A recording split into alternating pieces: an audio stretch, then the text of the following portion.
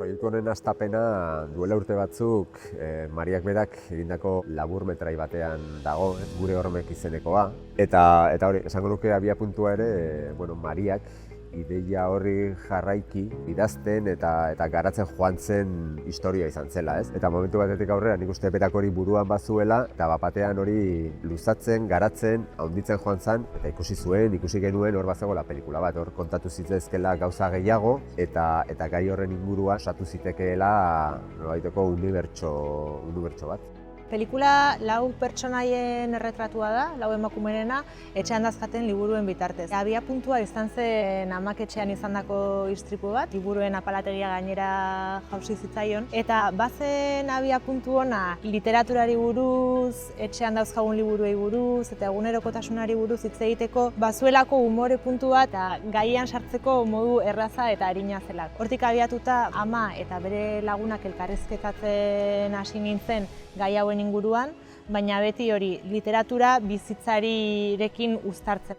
Pelikulan oso material anitzak daude, badaude elkarrizketa hauek, baina gero hortik aurrera saiatu naiz beste leku batzuetara iristen.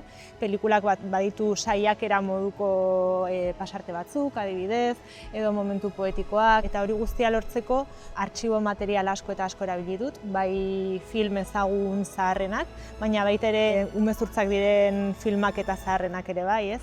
Pelikula zientifikoak, edo grabaketa etnografikoak, publizitatea, eta bestalde badaude nik egindako beste grabaketa mota batzuk, pelikulan azaltzen zijoanarekin lotuta dauden paisaia, leku eta elementuekin.